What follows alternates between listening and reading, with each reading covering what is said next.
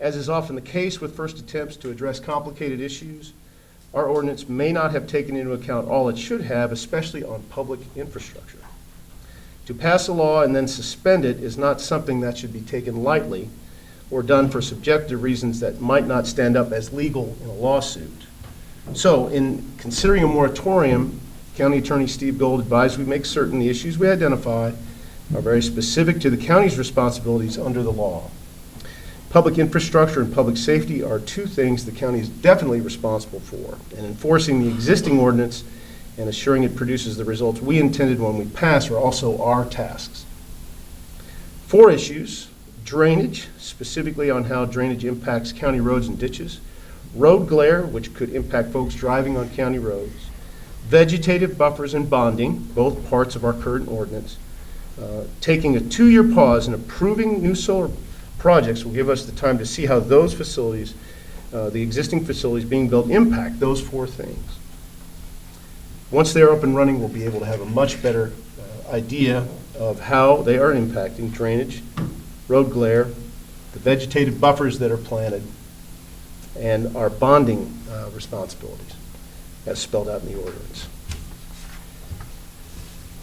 Vegetative buffers especially are something that was presented to us at the beginning of these developments and shown drawings and various examples of what they would look like. So in addition to drainage and road glare, vegetative buffers are something I'm certainly interested in seeing more of as the projects develop. And then with the current administration change in DC, the level of subsidies for these programs may change. They may be deleted altogether or just lessened, and that will impact, I think, the amount of bonding that we may require, perhaps even more than what is currently stated in the ordinance. So those 4 things, I think, are legitimate, specific items that are under our purview and warrant a 2-year moratorium. And 2 years is important because we get at least 2 different changes of season, 2 full years to watch what happens with drainage, especially how it impacts ditches and county roads.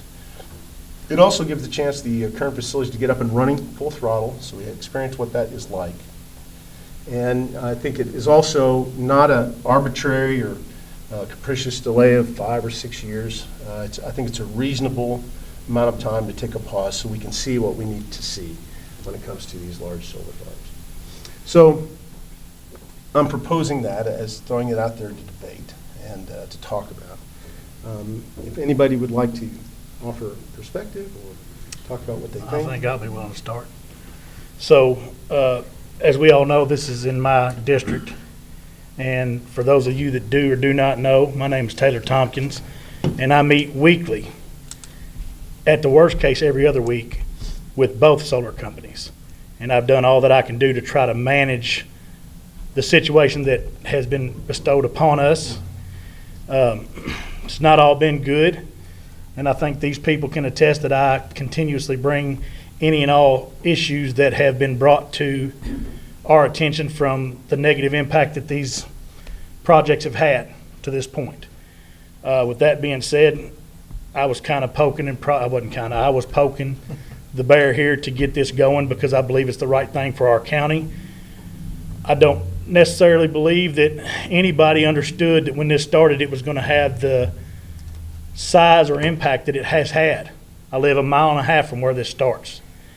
I personally told them no on our farm. It's my personal opinion. I do not believe that we have or should take the approach to where I'm going to tell somebody what to do with their land, but at the same time, I understand that we don't want to negatively impact our community, and I love our community. So with that being said, I'm trying to find some balance here. And I'm trying to work with a lot of people that I believe are smart and have that same goal in mind. And the 2-year moratorium for this is what I think is needed because it will allow us the things the judge said, and it also allows me to continue because I'm not going to stop making sure these guys are doing what they say they're doing to the best of our abilities. Doesn't make it perfect, and it doesn't mean that I don't make mistakes. Having said that, I will also say that in my opinion, because of the way this has happened, I think we should take a beat for that same 24 months for the remainder of the green projects, meaning the battery storage and the wind farms. Now, that's my take on it, but I would also like for us to discuss those items as well, because I believe everybody here supports the 2-year moratorium for the solar. But I just wanted to add that in there from my perspective, because also I believe that largely it will be in District 2, and I care about Henderson County as a whole. I understand that it's coming and it's a part of our future, but I want to allow some of this technology to get a little better and a little more knowledge around it, so we know how to properly regulate and work between landowners and neighbors to make it okay for Henderson. And that's where I leave it. Anybody else? Any thoughts about 2-year moratorium on the level 2 solar farm? Well, I think we at least need to do that, if not more. Taylor pretty well covered everything, and I'll tell everybody that Taylor's really taking this serious. He's worked, he's met with them and met with them and met with them, because we've talked, and you know, it was a new thing to us when they started down there, and I'm not too happy with them. Of course, all we've got now is the solar farms. I think we need to put the brakes on for a bit. I agree with Taylor. One thing to remember, and again, this is based on the advice of County Attorney Gold, who's very, very good at his job, to have a blanket moratorium on all the forms of renewable energy is not advisable, because they do different things. And again, to suspend a current ordinance, you have to have very specific reasons under the purview of the county, and because they all do very different things, especially the battery energy storage systems, we just passed an ordinance for. You have to address things in the ordinance that may or may not be impacted by that any BESS system that is approved and related to our responsibilities under the law. Am I characterizing that correctly, Mr. Gold? If I may, since you name checked me on it. So the statement of a blanket moratorium is not advisable, that's not what I'm saying. Okay, what I'm saying is that any ordinance, any whether it's a moratorium, any sort of ordinance, has to be based on facts and dealing with the particular problems presented by that particular land use. And you know, we've got these 3 categories that we're talking about. We're talking about solar, we're talking about the battery storage, and then we're talking about the wind. And as you said, each of those have their own issues that they present from a land use standpoint. Obviously, as has been discussed with the solar, it's the amount of land that's used, it's the runoff, it's all those issues, the glare, those sort of things. That's not necessarily the case with the battery storage, but they have their own issues, and that has to do with fire protection and what happens when they fail, sort of issues. But it's not as much the same types of things with runoff or something. And then when you've got wind, that's a separate thing, because it doesn't present the fire issue, it doesn't present the runoff issues, but it has its own issues as far as the height, the landscape, what it does to all that. So you could do a moratorium on all 3, but the issue is you would have to be targeted, and you would have to, in order to support that ordinance, be able to articulate exactly what the problem is with each one in order to do that. So I think it's safest from the standpoint of dealing with that from a legal standpoint to do them separate rather than one completely. But that doesn't mean you can't do all 3 by any means. It just means that since they are separate land use issues, they need to be considered separately, because if it's all lumped in together, you could get a court that might throw the baby out with the bathwater, so to speak. If that makes any sense. What you're saying is we need to have 3 different moratoriums if we would If decide that is the to will go of the that fiscal direction. court, yes. Okay. Right, and I think where I was going with, I haven't done nearly enough research on any of these wind turbines, but I have done a fair amount of research on the battery storage, and I think where we would have a leg to stand on to have to defend ourselves should we get called to the mats on it, for lack of better analogies, is at the rate this technology is changing with battery storage systems, I don't think the people who are installing these things, they don't know what they don't know at this point. And if they're being honest with the resources that I've been talking to, firefighters, industry specialists that are in the know and they understand this, the rules and regulations are not even current. They're constantly changing.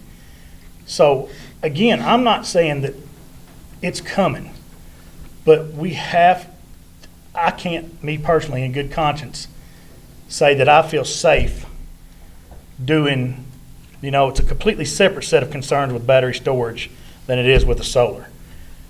But with the rate things are changing and thermal runaway and the plume clouds, and there's a various array of things that I could get into that present issues. You know what I mean?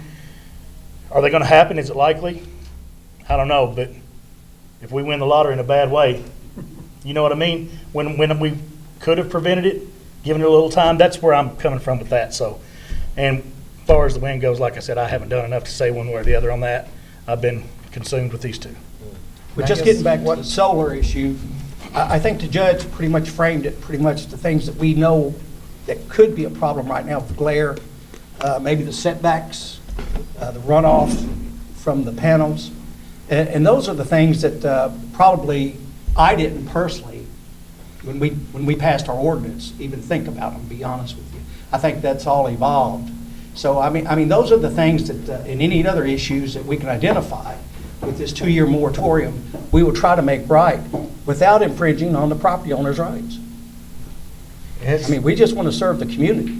Right, and like Butch is saying, I did a lot of reading, and this stuff that we're seeing now, that since they're there, you didn't read about it.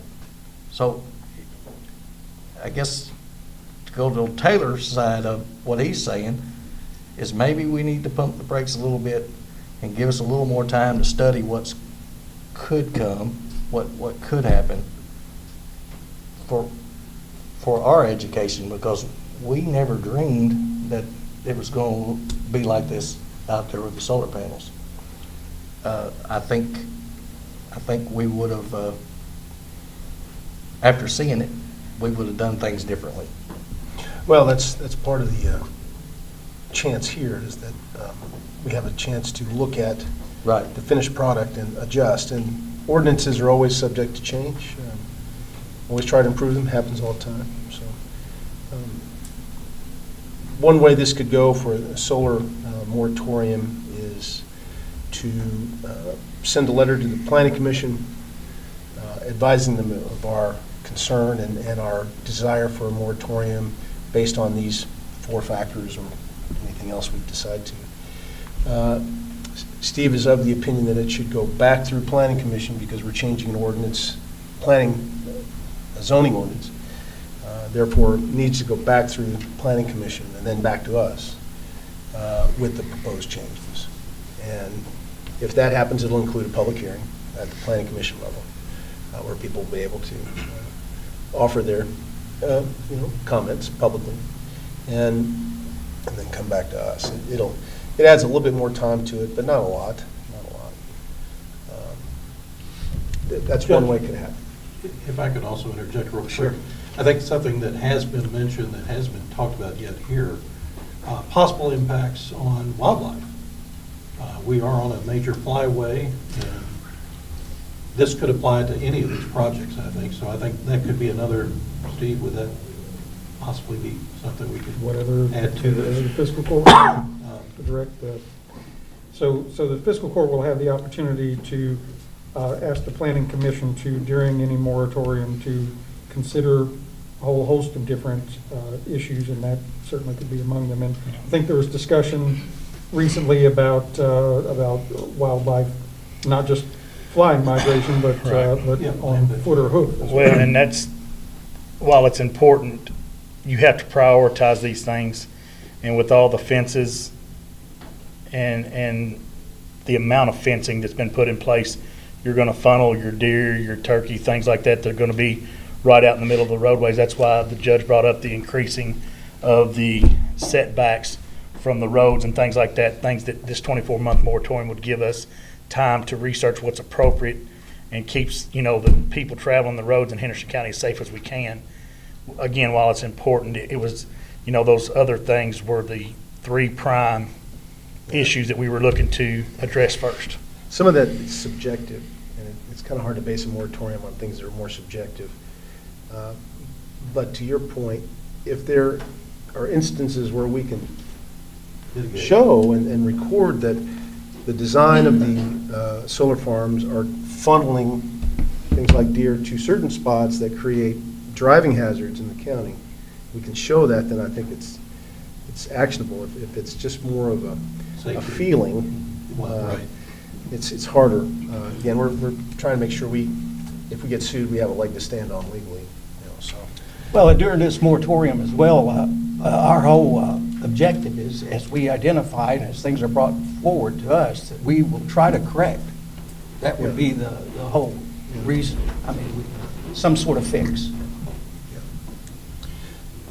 Any other thoughts about,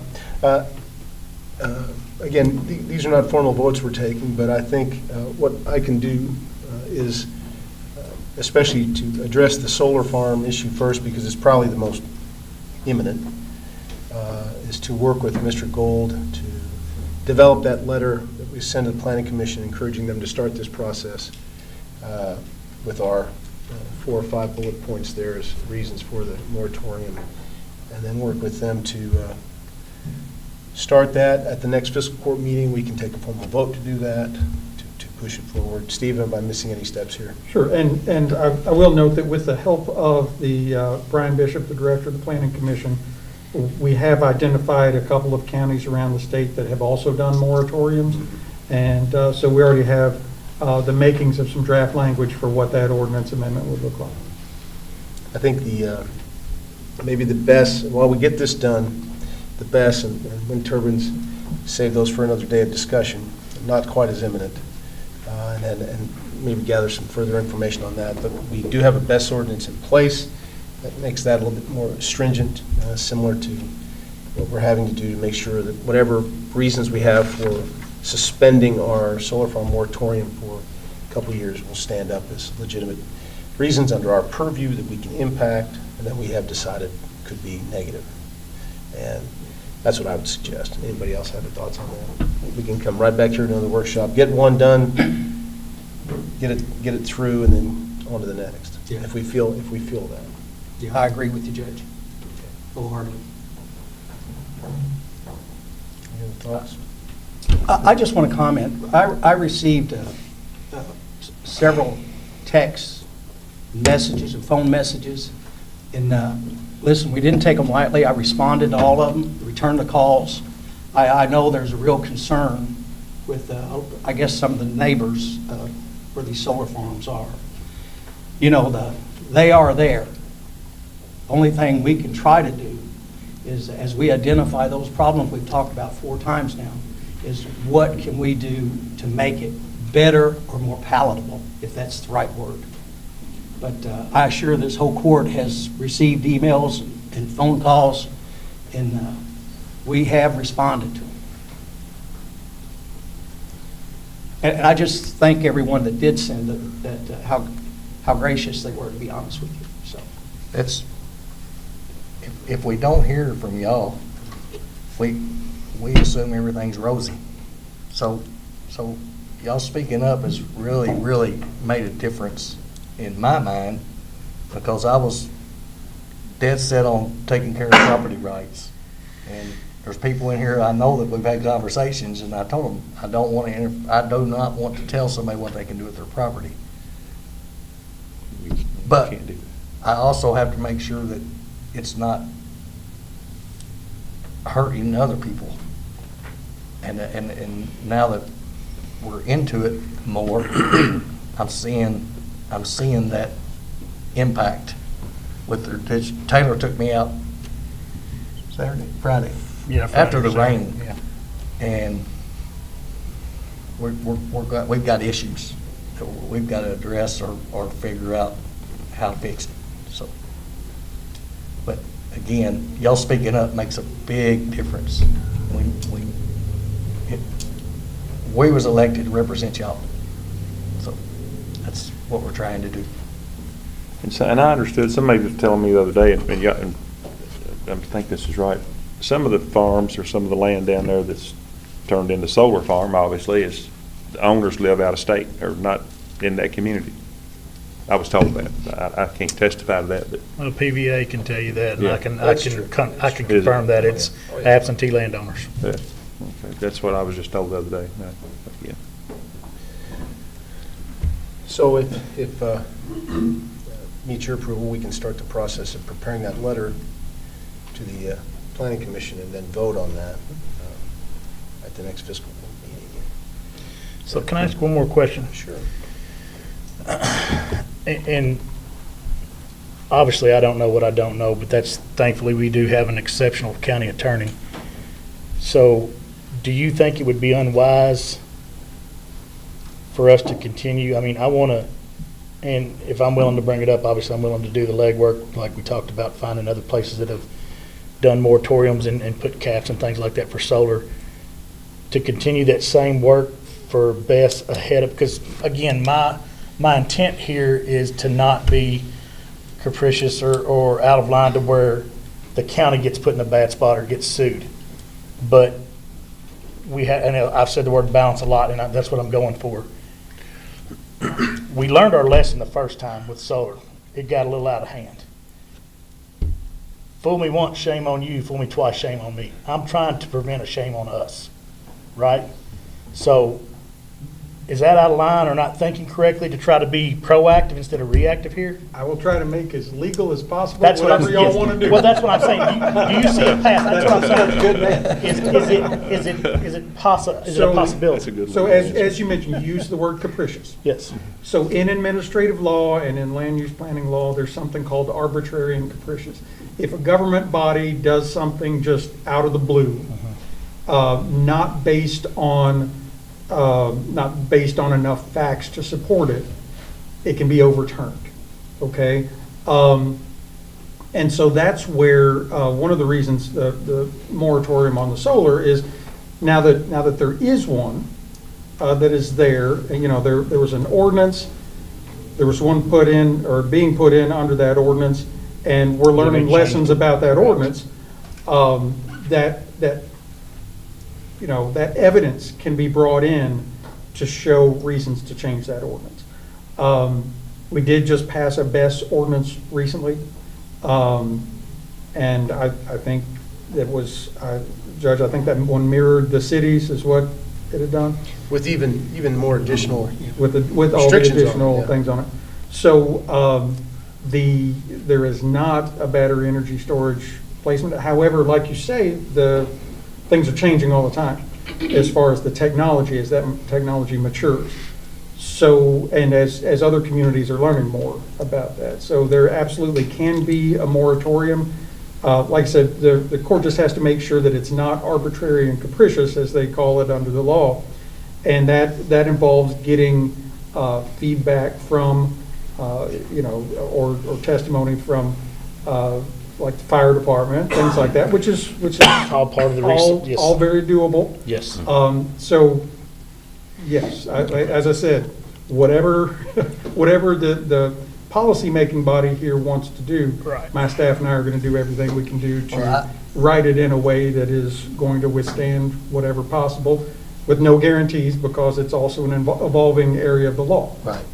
Well, I personally think we should go ahead and start the process with the best systems, just because of what I've seen, more reading, more research and stuff, and I think we ought to, I'm not saying it's not, we don't want it, I'm saying we don't know if we want it just yet. well, as Steve just said, though, if we passed an ordinance, if we want to pass a moratorium, we do have to come up with some actionable reasons, I believe, you know, some and- reasoning behind it. And that's the disadvantage of the best situation, is we don't have one here up and running. But we don't Point have, to specifically and say, we're worried about this or we're worried about that. there's enough of that out there that you could look. I'm just saying. And then if we decide it's not good enough, it's not good enough. But I don't, again, my goal is to not be reactive. Yeah. You know what I mean? I do think our, our ordinance plus the safety guidelines was I a agree. very proactive thing to do. But I have had some fire department people reach out to me Yeah. that's wanting the moratorium too. Yeah. Understandable. One of the things I liked about the ordinance we passed is one of the approvals for any project must come from the volunteer fire department chief in whose district any facility is planned, and that the developer must pay for training and equipment for the local volunteer fire departments to respond. So we tried to anticipate some of those needs. Whether they go far enough or not, not sure. But we tried to craft the safest one we could, acknowledging the advent of that technology in those systems. And they're much smaller than solar farms, and we won't be dealing with nearly the number, I wouldn't suspect. But if you want to get our heads together on some good reasons that I can present to Mr. Gold. You don't have to present it to me. You all decide the policy. It's my job to write it up. But a judge is going to decide whether we Indeed. crafted the correct. If there's a lawsuit, yes. Yeah. Yeah. The If. trick will be, exactly, the trick will be writing it in a way that would survive a lawsuit. And with Right. a 2-year moratorium don't mean that they may not even be here for 2 years. And I was going to say, they That's run right. into enough delays. 24 months is a blink in the eye for most of these people. So if we just say, hey, look, we just want a little more time to do enough research to make sure our county's population is safe. And if a judge wants to look somebody in the eye and say, you know what, that's not good enough, shame on him and let him be that problem. That's my opinion. Again, I'm just one person. So I just wanted to bring that up. I know everybody here has worked really, really hard. I just wanted to put forth my perspective from everything that I found and researched and from talking with everybody that I've spoken with. So, Well, I just want to say one thing that I think was pretty key for me personally about the solar farms was to make sure that we had affordable energy going forward, because the green thing's coming, right? But that was the way we were trying to really subsidize power for our community and keep it one of the cheapest in the state. I know we can all disagree about that, but that's what the figures would tell you. But I think that was the driving force that really pushed us to move on with the solar energy projects. Yeah, the ironic thing is we don't have any proof yet that any of the power generated by any of the solar farms will actually impact local prices. Yeah. Because the nature of the way power is distributed now, it's not necessarily a local impact. That's yet to be seen. And especially So- if subsidies begin to die or go away. Exactly. So, And that can change the whole. yes, it could. Yes, it could. And that relates to the bonding question too, if anybody's confused about that. We put in both ordinances money in the form of bonds to help pay for the tearing down of the facilities in case companies walked away or anything happened for decommissioning, any hiccups.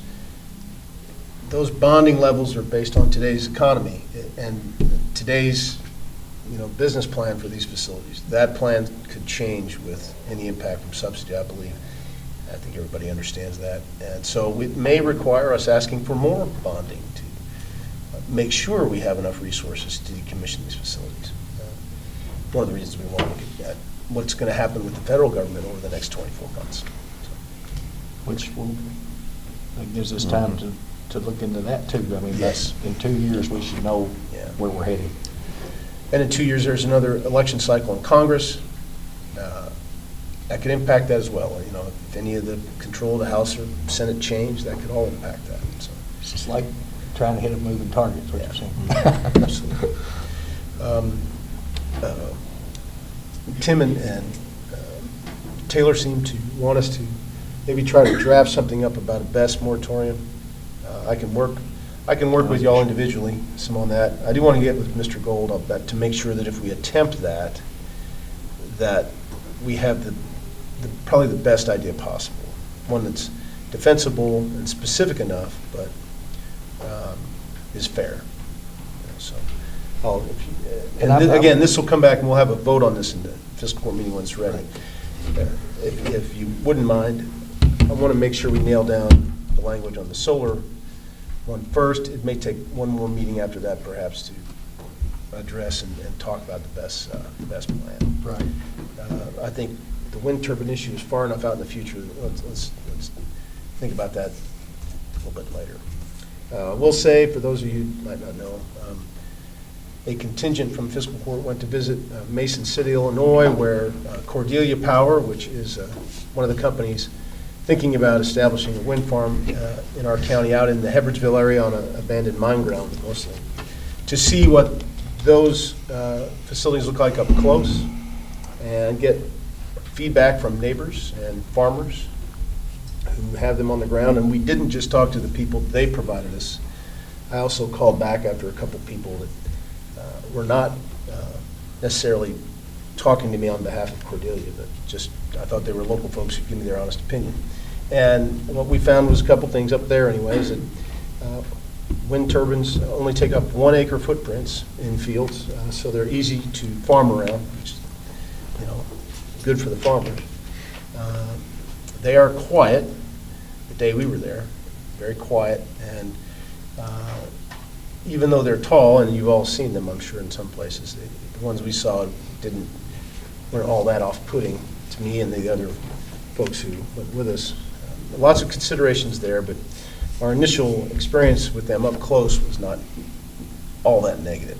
And they also provide a lot of income for those farmers and help, many respects, help them maintain their ground, keep their land, and produce power in a way that doesn't take up, acres and acres and acres and acres of ground. So we'll be discussing that shortly. Anything else on this? I think Steve and I will get our heads together on solar and then BESS, and then we'll review them in a fiscal court meeting and have a vote. Judge, I would move that we adjourn. We have a motion to adjourn. Second. We have a motion and a second. All those in favor say aye. Aye. Any opposed? Thank you, and thank you for helping us have this discussion.